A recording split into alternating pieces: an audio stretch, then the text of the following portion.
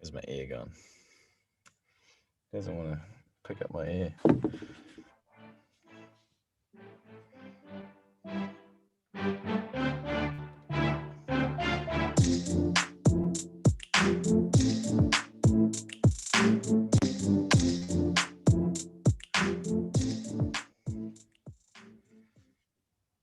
Well, hello, everybody, and welcome back to another episode of the Golf Rules Questions podcast. My name is Rossco, your co-host, and sitting virtually alongside, and hopefully for not too much longer, because we can now pretty much get face-to-face. We can play golf face-to-face at least. Sitting virtually beside the Golf Rules master himself, Blakey. How are you, sir? You well? Yeah, going really well, and fantastic news. I think ever since we started this podcast, we've been wanting golf back in Victoria, so it's now back for a select few, as in you can play in two balls, and there's not that many spaces out in the golf courses at the moment, but hopefully you can book early and get in there. Can you actually believe that we've been operating a Golf Rules Questions podcast in an entire time when golf in this state of Victoria has not been permitted to be played? It's quite bizarre to think that we're now up to episode 13 and we haven't been able to play golf until basically Monday. There you go. Can't wait to get it back out there myself.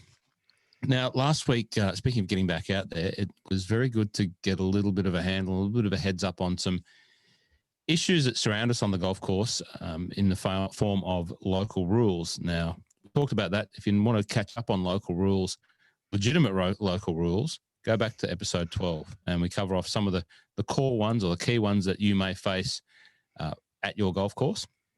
This week, after the raging success of one of your Instagram posts, Blakey, it's spawned another episode. It spawned another continuation of the Golf Rules Questions local rules episode, but this time they're a bit different, a bit wacky, zany. I'm not actually don't know what to call them. I'll leave that up to you. But we're basically going to run down the top 10. Yeah, top 10 local rules from the Instagram followers of Golf Rules Questions podcast. There were many, many more, and we might debrief those in a different way. But we've got some ring-a-dingers, clangers. I don't know what you want to call them, Blakey. But what happened there when you put that out to the Instagram world? Yeah, well, so I put up a clip of our local rules that we spoke about in episode 12. As you said, legitimate, authorised local rules, E5, F5, and there was another one in there. It might have been E3, preferred lies. So then one of my followers, Tyler _Walker_8_, it's a lot of underscores. Similar to Golf Rules _questions. Underscores are the hot topic at the moment. So he suggested, what about some random local rules? What are the other local rules out there? So I posted on the storyboard to the rest of my followers, what are the strangest local rules that you've come across whilst playing golf, and we got some absolute loony ones. So I can't wait to share those with everyone listening today. Very good. So we'll share those. But first, we've got to backtrack on one of our new segments, which is, after our meeting this morning, now has an official name. It's now, wait for it, Golf Rules Question of the Week.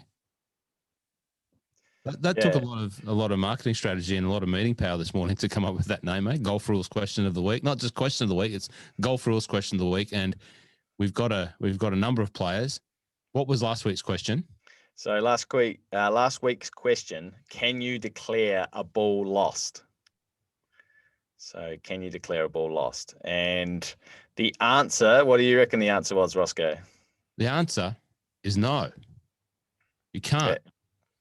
You can't just rip one off the tee and peel a big block slice out to the right or left if you're a left-hander, and say, "Oh, that one's lost, mate. Don't worry about it."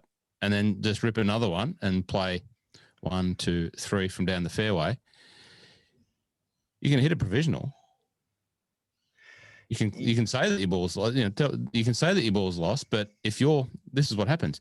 If your playing partners go down there and say, "Mate, I'll just have a little look for it down there for you," and find it, that's your ball. That's why you're part of the Golf Rules Questions podcast, Rossco, because you know the rules just as well as I do. So straight out of the book, interpretation lost /1. This is in the definition section. Really can't get a hang of my words today, but bear with me. Ball may not be declared lost. A player may not make a ball lost by a declaration. That's the important part about this definition. A ball is lost only when it has not been found within 3 minutes after the player or their caddy or partner or their partner's caddy begins to search for it. That's partner in a 4-ball or foursome. If you're playing an individual stroke play event, you don't have a partner. For example, a player searches for their ball for 2 minutes, declares it lost, and walks back to play another ball. Before the player puts another ball in play, the original ball is found within the 3-minute search time. Since the player may not declare his or their ball lost, the original remains in play. So, Rossco, you tee one up, you hit it down there, you go for a look, you search for 2 minutes, you go, oh, I don't think we're going to find this one, boys. I'll go back to the tee. You tee one up within the teeing area, but they found it at 2 minutes and 40 seconds. That ball, the original ball, is the ball in play because you haven't put a ball into play yet because you've teed one up within the teeing ground or teeing area.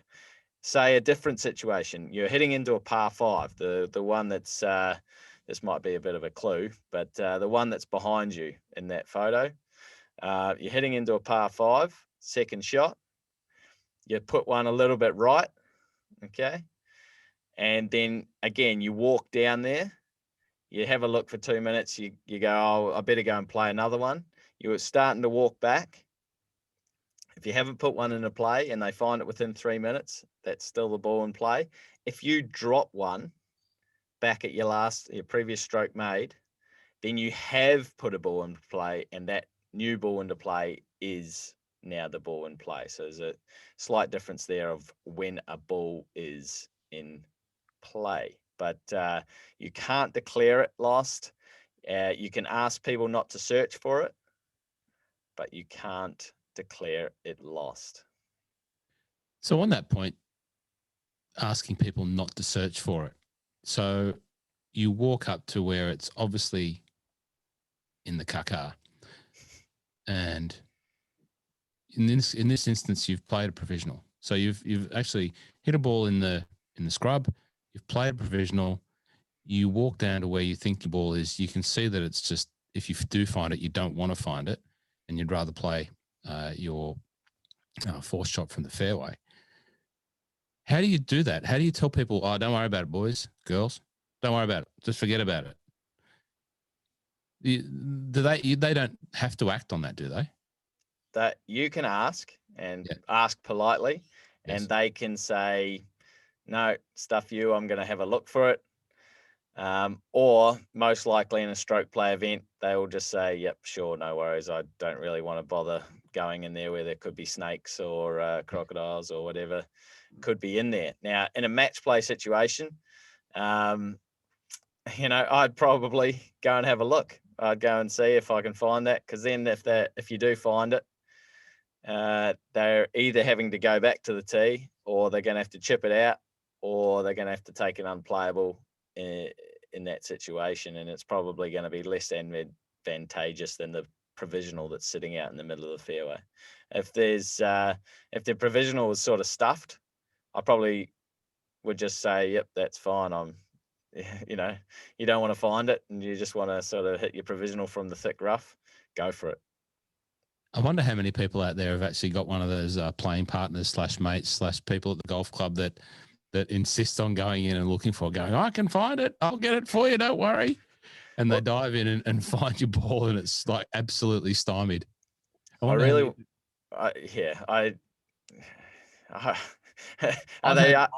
actually mates if they do that, Rossco? Say that again? Are they actually mates if they do that?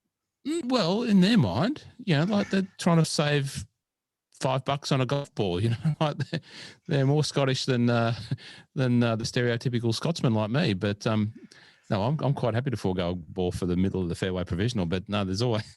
I just remember it sticks out. Like, I'll get it for you, no worries. I don't know why I'm doing that voice, and that's not representative of anyone. Clarify that. I am known for doing a voice or time, and sometimes I hope that doesn't offend anyone. But you've got that person that goes, "I'll get it for you, don't worry, mate. Here it is, found it," and it's up the backside of a tree, deader than dead. But anyway, that's the rules. Well, you've got to go and play it. I actually wanted this is a really good question for, professional golf. So we see in professional golf, the professional golfer hits it in the scrub and there's spectators and they're trying to find the ball. Now, it's a lot of time you're thinking, the professional definitely want to find their ball. And if they don't hit another one off the tee, yeah, they want to find that ball. Okay. If they do hit another one off the tee, then we don't know if they've called it a provisional or not. As soon as they hit another one off the tee and they don't call it provisional, which we've gone through in one of our episodes, then that's the ball in play. So it's not going to matter if you find the original ball anyway. Now, if they did call it a provisional, I don't start looking for the original ball. Okay. I wait until they get to this area where the original went, and then they have a look and say, I do or I don't want to find it. Yeah. So this is a good tip for punters out there. Don't automatically start searching for a professional's ball if they've hit another ball off the tee. Just wait. And, I have had professionals come up and say, why aren't you looking for it? And I was just like, well, I didn't know if you wanted to find it, and they look at me and they go, oh, and then they look over in the area and they go, oh yeah, maybe I don't want to find it. So, you don't, if they do hit two balls off, if they only hit one ball off the tee, go and find that ball, definitely. But if they hit two balls off the tee, just wait and see if they actually really want to find their ball when they get up there.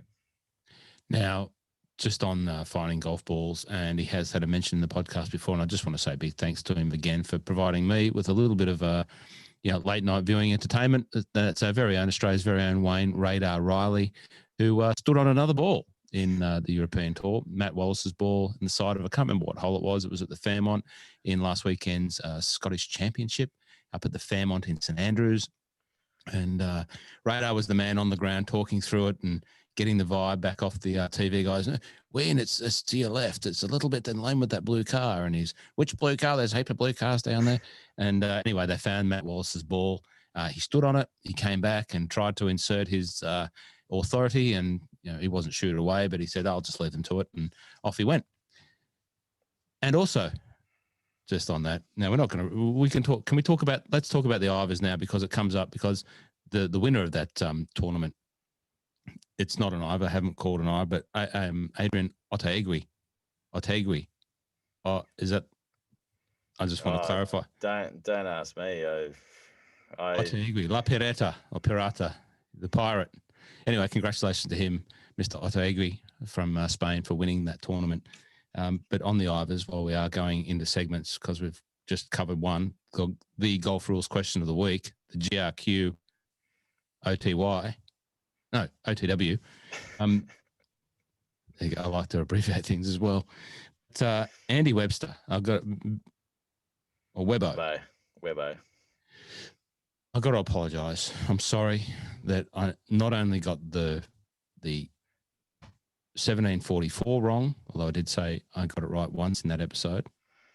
I not only got that and correctly pulled up by you on that, then I misrepresented your YouTube handle, which correctly was AWEBBO 1426. I didn't pay enough attention to what it correctly was, and I apologise. So I'm calling another Ivor on me. I'm probably 3 Ivors up on your 2 now. We probably should keep a count on that. So I've written down that YouTube handle, but I am going to run with Webbo from now on. So Webbo, if you continue to support us with the Ivors or anything from the Golf Rules Questions podcast, we do appreciate you, Webbo, and thanks for that. Another Ivor to me on getting Webbo's YouTube handle wrong. It's the Australian way to just add an O to the end of into your name, like Rossco. There you go. Right, let's get into these top 10 strangest local rules, Rossco. Yes, let's get into them. So at number 10, we'll just take turns at running through these. I think that's the best way to do it. The 10 strangest local rules. Number 10, free relief from tree roots. So this is a good one. I grew up it wasn't a rule at where I grew up in Cessnock Country Club. We had a lot of iron ore type. I don't know if it was iron ore, but they were rocks basically embedded through the fairways. And if you got your new PGF Aristocrat SBs as a 16-year-old, you did not want to hit them off the rocks, but you had to. And everyone's club had like massive rock chunks out of it because off the fairway we had these pebbles and rocks. But what else covers up in that one? Tree roots, taken unplayable. Yeah, there we go. What is it? What was the rule? Yeah, so with tree roots, there is a local rule that you can adopt, and it's specifically for the fairway. Okay, so it's sort of similar to your rock situation. I mean, you can adopt a local rule for abnormalities in the fairway, such as tree roots and rocks. However, if they're sort of normal to the course, then you can't adopt a local rule when it's just normal to the course. But certainly for the rough, I mean, the penalty is if you hit it in the rough, you shouldn't be getting free relief. Okay, so to have free relief for a tree root in the rough or anywhere in the general area, it's just a ridiculous local rule. And that's like giving free relief from a tree or a rock or a tuft of grass that's just too hard, or I might hurt myself if I hit in this long rough and the club is grabbed and it hurts my wrists or whatever. It's like, it's not, people say, oh, it's unsafe. We have to give the player protection from, and provide this local rule. Well, it's not unsafe. We're not making you play the shot. You can take a penalty and take an unplayable and take a drop. Okay. We're not making you play the shot. You've hit it in the rough in a spot where you're not supposed to hit it. You either play it as it lies or take a penalty. I'm with you on that. Unless you're Phil Mickelson and you're up against a tree root and that tree has a lightning conductor strap hanging off it and it is touching you, then if you're Phil Mickelson, you can get a drop from that. But no, other tree roots, no drop. That was a loose one. If the wire was attached as it should have been, then it shouldn't have been. But that's the Champions Tour. They get free relief for everything. If you're just jumping into the Golf Rules Questions podcast and you want to learn about that, it's back in one of the earlier episodes where Phil Mickelson got some relief in his first Champions Tour effort, which he went on to win. And as he won last weekend in his second Champions Tour effort, winning against the Champions Tour is looking pretty impressive now with some of those 50-year-olds moving in. He played with his college buddy, what's his name? Hal? No, not Hal. Lefty. You have to who? Mike Weir. Mike Weir, sorry, yeah, Mike Weir, the Canadian. So the two lefties played college, playing on Champions Tour. It was great. It was good to watch. Anyway, well, he didn't win wire to wire this week. He came from behind and shot like a 65 and won by 3. But he was not leading after the third round. You know why he wasn't leading? Because he's spraying it everywhere. His old lefty off the tee. He's too. He's all about hitting bombs, mate. Hitting bombs. In saying about hitting the long bombs and not hitting fairways. And if he still won, didn't he? But if you hit more fairways, like you could, if you hit more fairways, it would probably be a couple of shots, 1.5 shots around, I reckon, according to my man Rocket on the My Love of Golf podcast. He could contend still with the big boys on the main tour. But anyway, that's another. Right, we're up to number 9. So here we go. Free drop from coconuts and bird debris in a bunker. I like this golf course. Get out. Coconuts. So coconuts are just tropical, and if it's a tropical golf course, I'm in. I like it. I mean, coconuts are that's a loose impediment. It's a natural object. It's a loose impediment. You shouldn't be getting free relief from a coconut. And then bird debris. And I think the bird debris, is they were giving free relief outside the bunker for that. That's mad. It's like, oh, I hit my ball into a bunker but you don't have to play from there because there's bird debris. Well, this course just probably lost me on the bird debris, because if there are coconuts, that's fine, it's tropical, but this is bird debris. I would hate to see the size of the birds that are leaving the debris. Yeah. And I don't want birds attacking me or anything like that leave debris on the golf course. But anyway, do you know where that was, where that came from? They're actually two different courses. Okay. It was just so similar, I merged them together. But the coconuts one was from a course in Brazil. Okay. And the bird debris, I don't know where that one was. Okay, I'll look forward to I'd say it was a seaside course. So it's like rocks in the bunker. You're not allowed to. No, rocks not allowed. Well, that rocks in the bunker. I've put that as an equal winner on the 9th equal. But that's the exact opposite of the free drop from the coconuts. Not allowed to move rocks in a bunker. Well, rocks loose impediments, and you are allowed to move them in a bunker. So I don't know how they wanted to, or why they would want to come up with that rule, which actually penalises the player when they don't need to be penalised. That's classic. So you can you get relief from the coconuts, but you can't touch a rock. I'm telling you, this is the top 10. We had a top 20 that from 11 to 20, they're just as strange. It was very hard to actually find a top 10, but they're all strange. This number 8, what the hell's that one? We should have a little bit more fun with this, in all sincerity, and maybe do a listener poll on the top 10. We'll publish the top 20, and you can rank them, and we'll actually come up potentially with your list. That's an idea on the spot there, Blakey, which we didn't talk about. I like it. Now, number 8. Yeah, work this one out. Okay, let me read. 2 greens on a hole. Player with the honour gets to decide which green is the hole to be played to. I like it. I like this place. Any course with 2 greens, and where's the most famous course with 2 greens? Many 2 green examples. Well, it's the old course. I think there might be seven of the. I could be wrong, but apart from 17 and 1, every other double green adds to 18. Yeah. Okay. So you got 10 and 8. 7 and 11, 6 and 12. You get the picture. So there's basically only 7. There's 7 double greens and then 4 single greens, and that's 1, 18, 17, and 9.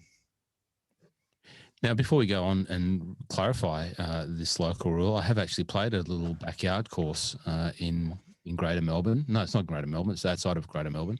That has 6 greens, but they have 2 holes in the greens.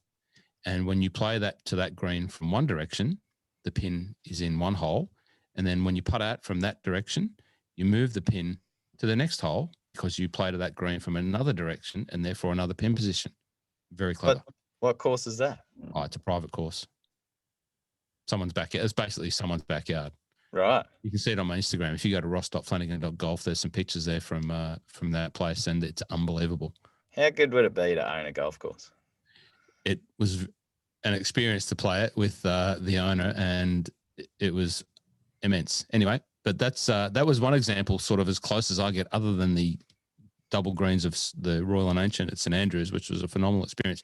But you definitely cannot stand on the tee and say, mate, I just won that hole, so we're playing to the good game. You can actually play the St Andrews in reverse.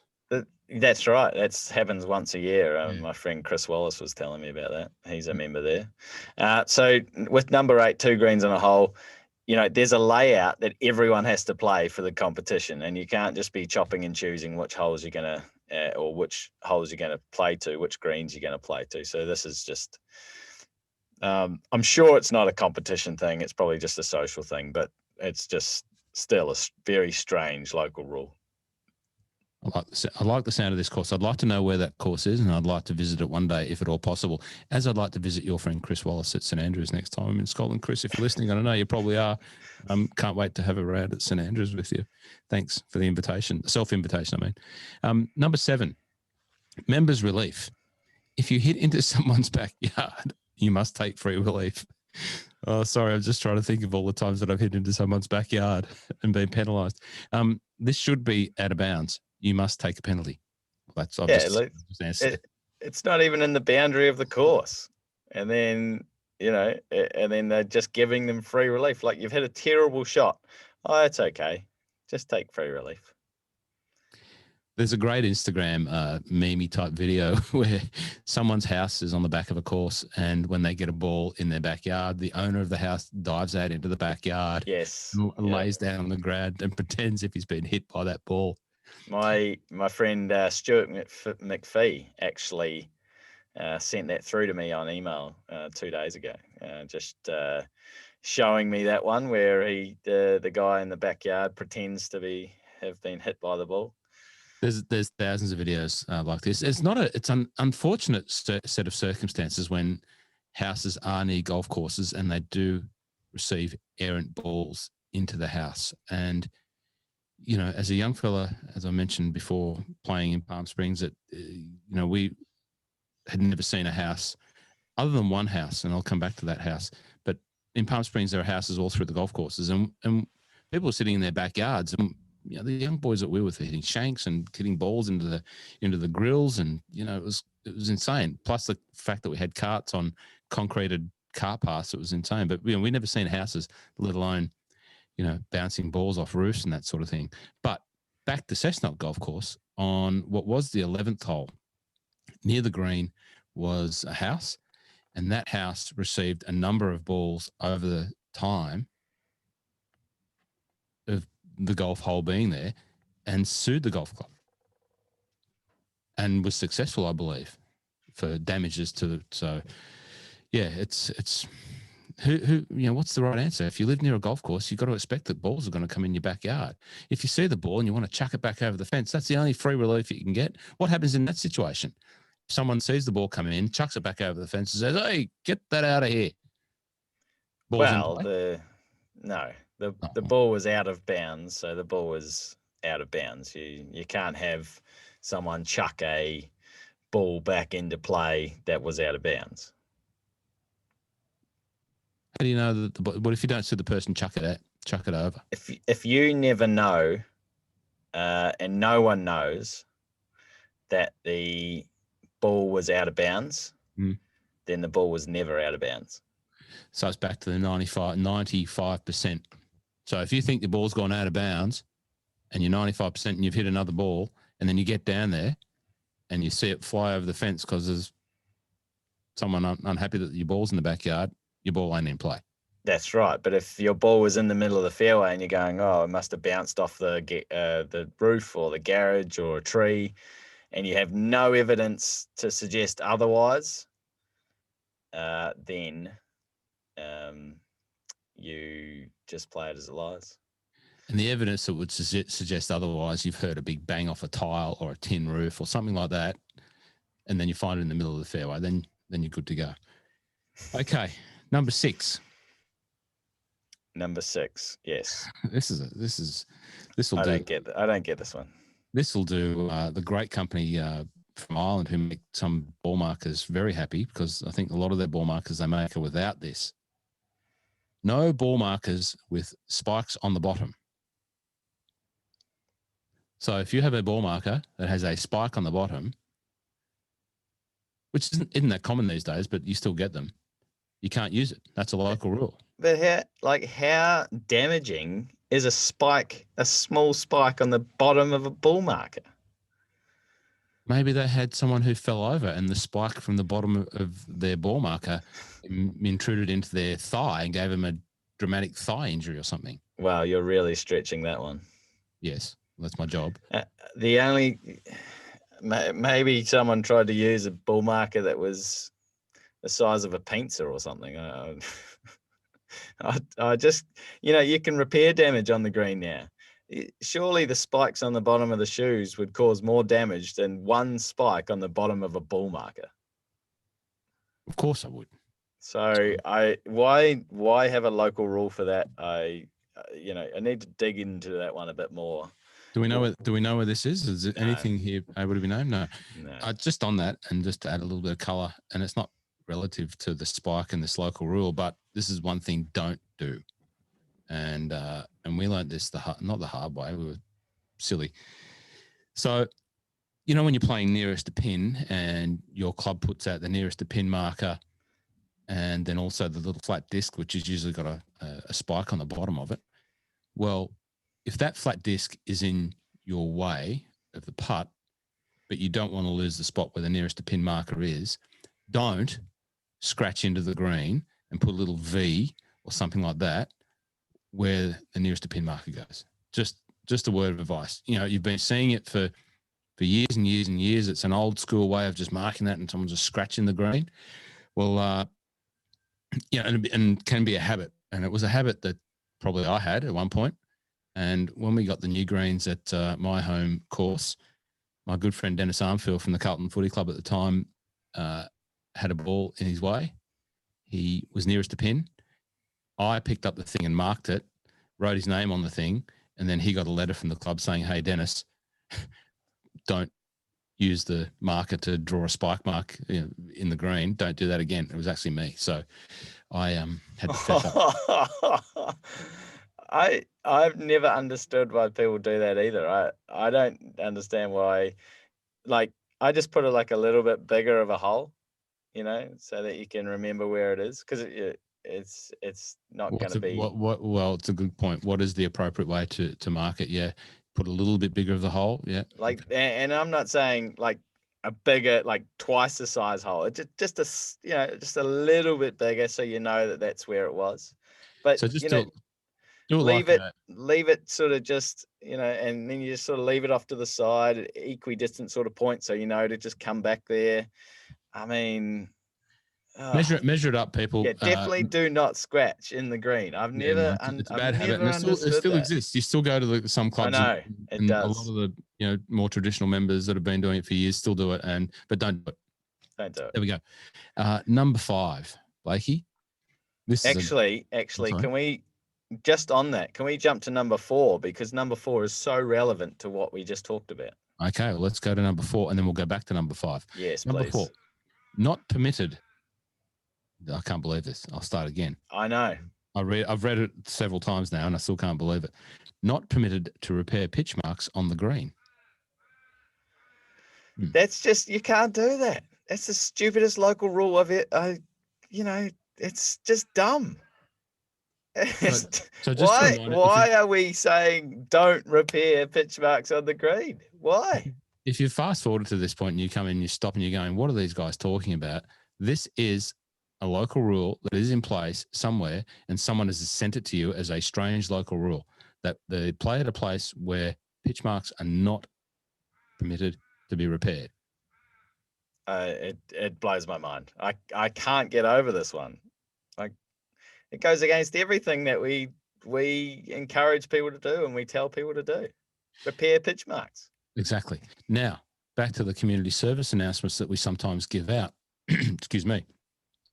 Now, I'm not the greenkeeper of my family. That was my brother's job. He grew up as the greenkeeper. And what I learned from him, there is an absolute right and a wrong way to repair your pitch mark. So don't use the nearest to pin marker to scratch the marker, but also learn how to repair the pitch mark properly. So, where the grass grows, and this is not an agronomy section, but where the grass grows, there's a root mass underneath. And if you tear at the roots, it makes it harder for that part of the green to grow back. And for the sake of everyone's, betterment of the golf course and playing beautiful, smooth greens as much as they can, if you repair it properly, it will have a better chance of growing back quickly. So there are a number of videos out there. You should put one on the YouTube, Golf Rules Questions YouTube site that everyone should go and subscribe to, please. Golf Rules Questions YouTube. You should put a video on there of how to repair a pitch mark. All right, I will. It'll be the next time I play golf. I think I'm playing this Saturday. So Saturday, I'll do a little video and hopefully I'll get it right. Yeah, very good. Now back to number 5. Back to number 5. This is another beauty. Sorry, I'm chuckling. Unprofessional of me to be laughing at such a serious matter. If you hit a drive straight down a blind fairway and can't find it, you get a free drop in the fairway. I love this place. This is goes exactly against rule 18.2. It goes against the definition of lost ball. There's no, if you've hit it down the middle of a blind fairway, it doesn't say anything about evidence, about having 95% virtual certainty that someone stole it. Doesn't say about having at least 95% virtual certainty that the ball was lost in a ground under a pier area. It was literally, if you hit it down this fairway and it's a blind fairway, meaning it's over a hill, and you can't find it, just drop a ball hitting your second. That is just not permitted, full stop. That's like Irish drop on steroids. That's right. That is just so dumb. There must be other ways that the ball, if you didn't hit it down, a perfectly fine fairway, down the middle of a perfectly fine fairway, or if you can't find it, down the middle of a perfectly fine fairway, then you probably didn't hit it as straight as you think. That's a fair point. Now let's move on to number 3. We're getting near to the end here. A ball moved by a seagull gets to be played as it lies. Yeah, so 9.6, rule 9.6, if your ball at rest is moved by an outside influence, you must replace the ball. Okay? Sort of similar to throwing the ball back in bounds. If you know that someone has moved your ball at rest, you must replace it on the spot where it was moved from. Okay? So saying any other kind of local rule saying, you just play it from where it lies is not right. It's not correct. So those kids that took my ball in the Cessnock Cup back in 2003, I still remember who you are. You just got to let it go, Rossco. Just let it go. I still remember who you are when you ran out and grabbed my new Pro V1. I wasn't a Pro V1 specialist then, so it was a very expensive golf ball to me back then. So anyway, I have moved on. No, the kids, they're fine. This next one is hilarious. So number 2. This is serious. Once again, if you've just joined us, this is serious. These are serious things that we believe by the all integrity of the listeners have provided us because it's in play at their course. And they've played at a course that has this as a rule. And for the most part, they're unauthorized, meaning they're wrong. You can't put these in play.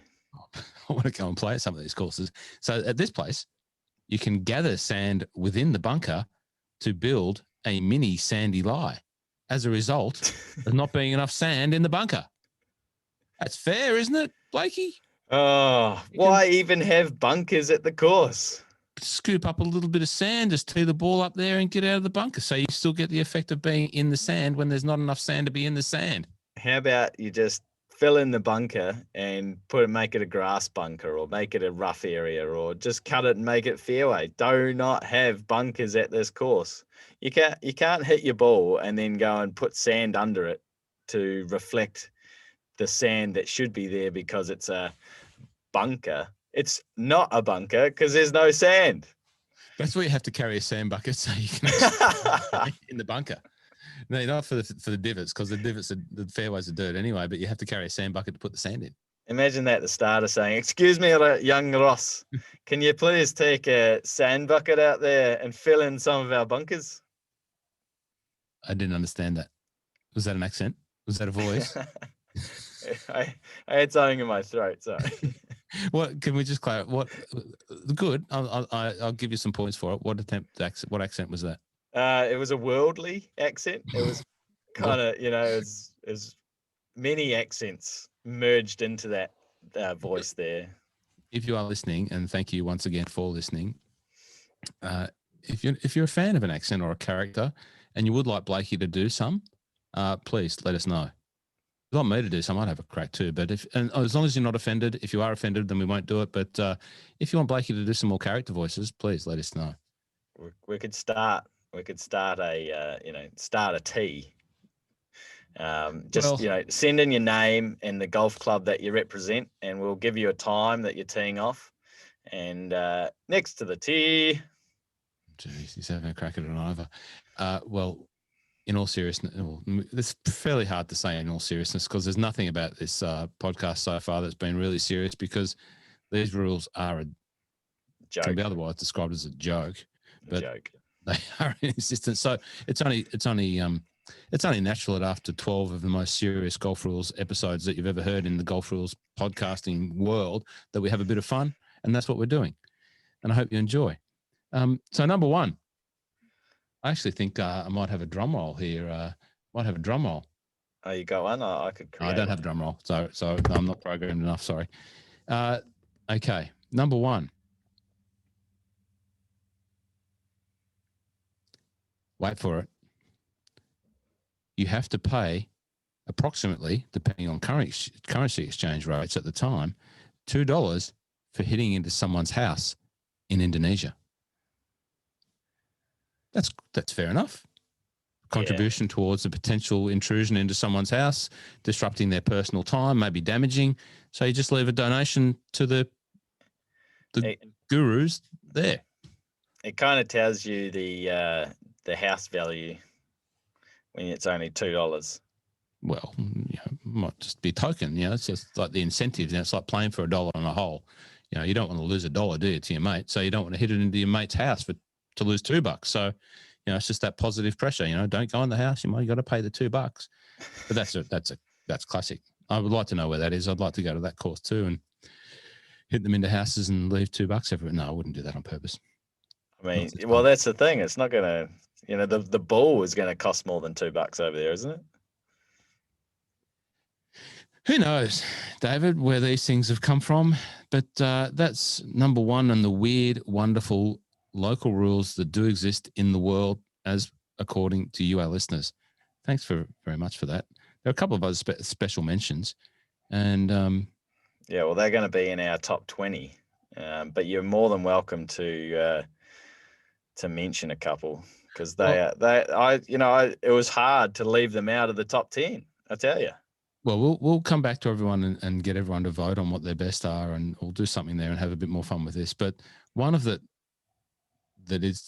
was mentioned a lot of times, and it's not really a local rule; it's just a rule, isn't it? But internal out of bounds. And my background, talking about backgrounds now and background bingo, my background here is a representation of a hole that has an internal out of bounds, and it's just defined by a short stretch of white pegs on the obviously the opposite side. I don't get my lefts and rights mixed up looking at this Zoom thing here, but to my left of the bunkers that you where the bunkers are. Yeah, where the bunkers are.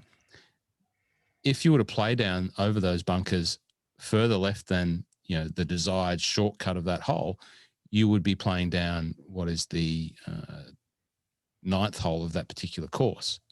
And therefore, the green is just over that hill, potentially putting players playing that at risk. So there is an internal out of bounds, which is just defined by 7 or 8 pegs, and you can't hit over there. The weird part for me is being formally, of reasonable distance and sometimes trying to cut the corner on that particular hole is where the pegs stop, and having maybe gone over the pegs but then come back into bounds and not in an area that is obviously danger, and it's more part of the hole that you're playing than the hole that you're not playing. So it's always been, that there's always been a question around that internal out of bounds for me at the extremities of it. There's a very obvious point. You're over that, there's the pegs there and there.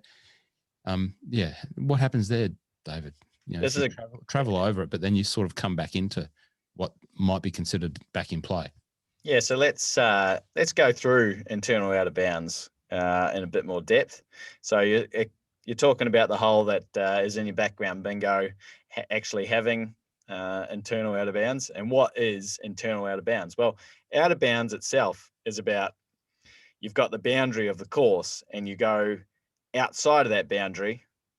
You're not on the course anymore, and therefore your ball was out of bounds. And it's now, in what the situation you're talking about with internal out of bounds, you're actually still on the course, but you've crossed over this line of pegs or white line or whatever, and you've crossed over and you're still on the course, but because of during the play of that hole, they've said, no, you're not allowed to take this line. And it may be the fact that you're trying to cut the corner and you just hit a bit more of a hook than you should have. And it's similar to any other hole that does actually have, an external out of bounds, but it's just out of bounds. Anyway, internal out of bounds. So you're on that ninth hole, but you've crossed that line, so your ball was actually out of bounds. But playing down the ninth, if you hit one too far through the green and you ended up on that hole, those pegs have no representation of you being out of bounds by going through those pegs for play of any other hole. It's just for this hole. If you cross the line, you're out of bounds. Now, the idea is that you start with a peg, okay? So probably closer back this way towards the tee. You start with a peg and you also put another peg right beside it, okay? So you should start with two pegs, and one is sort of your starting area, and the other peg right beside it shows the straight line to infinity. Okay, so as far as you can go with those two pegs in that line, that is the boundary. That is the line. So then you've got another peg, going down the fairway or down the rough in parallel with the line of the hole. And then when you want to finish it, you just do exactly the same again. You put two pegs right beside each other and you create a straight line with those two pegs. I mean, it could be back, the straight line is whatever the committee wants it to be, but it most likely will just be a right angle where you just cut it across the other fairway or whatever, cut it across the other part of the course. And then that is your internal out of bounds. And if you're cross the line and your ball was at come to rest, any part of that course on that side of the line, your ball is out of bounds. So to my question there before, so it's possible to fly over the top of the internal out of bounds and be on the other side of it as deemed by those two pegs if you pass that infinity line and then be back in bounds. Yeah, exactly right. The out of bounds is where your ball comes to rest. It has nothing to do with the line of play that the ball takes. There's no such thing as an air out of bounds. A restriction on what line your ball takes. It's all about where the ball comes to rest. Okay, air out of bounds. I can only imagine that at Kingston Heath or Capital or somewhere like that, where there's planes are just above your head all the time, buzzing around. What, you're not allowed to hit a lob wedge? We're not allowed to take a ping at a plane. I wonder if a plane's ever been hit over there. Anyway, that's probably Melbourne Airport. Yeah, all the big planes there. We should go and film some content there. Not many planes at the moment, Dave. No. Maybe just maybe that's a 2021 plan when planes are actually back in the air. Maybe a lot of freight planes. Yeah. Now, well, that was good. That was good. So you can see the background bingo there. You can see that course there that I'm sitting behind me. Please, if you're listening, jump over to the YouTube, subscribe, because you will get all of the great content that Blakey puts out on his YouTube, the growing YouTube, the wonderful resource that is the Golf Rules Questions YouTube page. Subscribe to the website, to the mailing list. Once again, I got my letter email this week. Fascinating, wonderful, wonderfully written. Subscribe to Blakey's website, and you'll get all the information. You won't miss a beat. You'll get, when we put a podcast out, just hit play. You'll get the newsletter and also go to the YouTube. Great resource. Wonderful. Now, so, where's your background bingo? Where's your background? Well, no, don't say where your background is, but. No, that's right. Firstly, we've got to do last week's winner, who, of course, and I think he is. Let's get into that. He's the lead. I'll leave it to you. Well, my hint or for my background is this is a Southern Hemisphere again. We'll start with Southern Hemisphere. I've got a bit of a theme going with my background bingo backgrounds. So I'm pretty sure everyone should know at least which country this is in, and it's on the better island, and that's all I'm going to say. Well, I'm tipping it's not the course where you have to take your own sand to create your own little sandy wasteland lie. Blakey, I can guarantee that much. No, that's exactly right. Background bingo. He's going for, was this a hat trick or a quad trick? How many times can is that an Ivor? Well, I don't know. If someone tells me that a quad trick isn't, what is a four-time winner? Quadruple. Well, I don't like to say quadruple because it reminds me of quadruple bogey, and I don't like those. I had a hat trick bogey. Andrew Miller. Yeah, killing it. He's leading. He's absolutely leading. Andrew, you might just be the first winner of one of our Golf Rules Questions prizes. You've got some prizes now, don't you, Blakey? Are you going to send Andrew something? One of your new prizes? Yeah. I think we should. I think if you're a 4-time winner of the background bingo, and that's not to say that you're the only participant. There are male participants, but you're just nailing the backgrounds. And last week was a little bit obscure. I'm not sure what part of the world you're in, Andrew, but you picked Mornington Golf Club for me, which was the golf course responsible for bringing me back to the game. It's a beautiful course down there, and we're going to go down there and do some filming of some Golf Rules scenarios and situations and imbroglios. So we've got Mornington, and where was your course, Blakey? Mine was the Hills in Queenstown, which has in the past held the New Zealand Open, which is my favourite course. They sort of hold it in conjunction with Millbrook. Millbrook's got it at the moment, but the Hills and Millbrook have certainly held it together over the past sort of 10 years, and my favourite tournament of the year. So if we can just see this tailor-made tour response, a little bit shiny there, and with a very special Golf Rules Questions logo. This one of these, Andrew, might be coming your way. We're sending one ball in the mail. If he sends you one, the podcast is finished, right? Because we're bust, all right? He's got to send you at least a sleeve.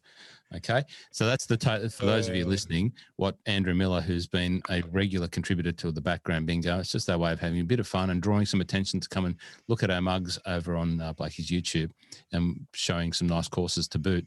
Andrew has won some sleeve of tour response. Now we can't give this out every week because then we would be bust, but he's done it 4 times now. He's killing it. The new tour response tailor-made ball.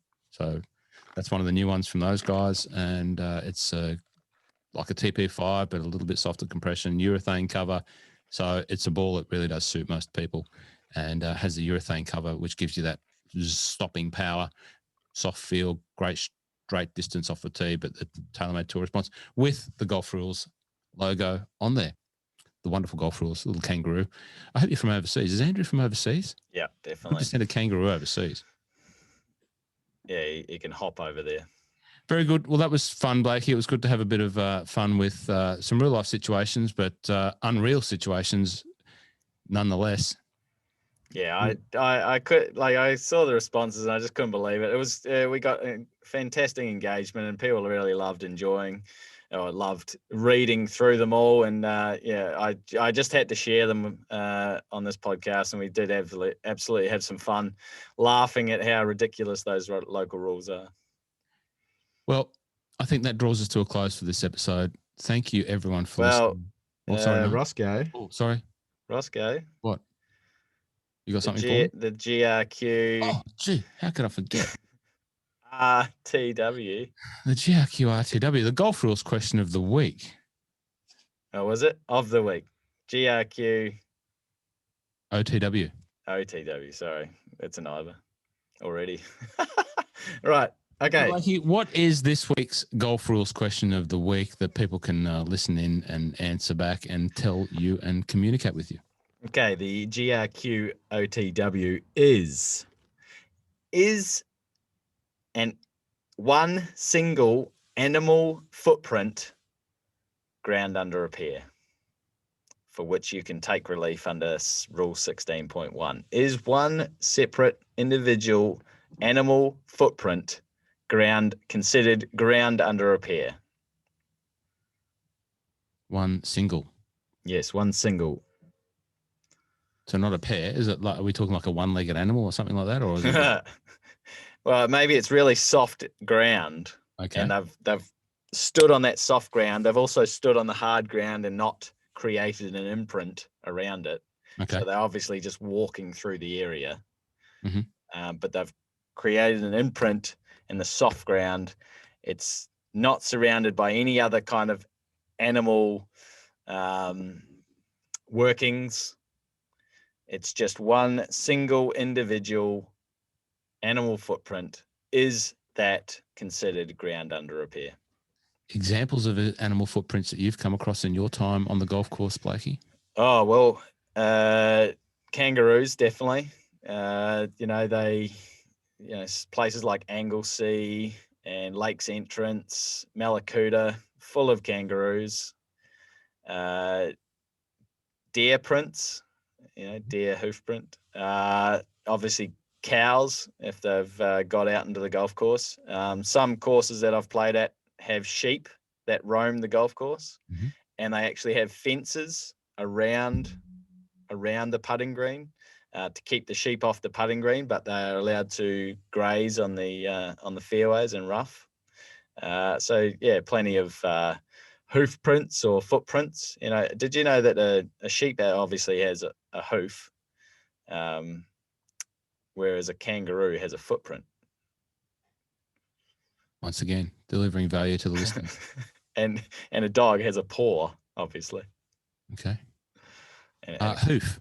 I call it a hoof, but hoof. Yeah. Hoof. You hoof, hoof, hoof, hoof. Okay, now it's getting silly. Well, there you go. Answer that question for Blakey, and if you're a 4-time winner of the Golf Rules Question of the Week, you might get a sleeve of TaylorMade Tour responses with the Golf Rules logo on it yourself. Maybe. We look forward to sending those out to you, Andrew. That's a proud moment for us in this little short podcast journey. Blakey, have I covered everything? Yeah, absolutely. You've killed it now. Very good. Once again, Blakey, you want to say goodbye? Thank you very much, everyone, and send in some local rules that you've seen that are strange to you, and we'll keep this. We may even do a local rules part 3. Who knows? Well, thanks for listening, everyone. We do appreciate you having fun with us and the feedback. Thanks for listening again. And until next time we meet on the Golf Rules Questions podcast, my name's Rossco. Blakey's sitting there opposite. Thanks for listening. See you next time. See ya.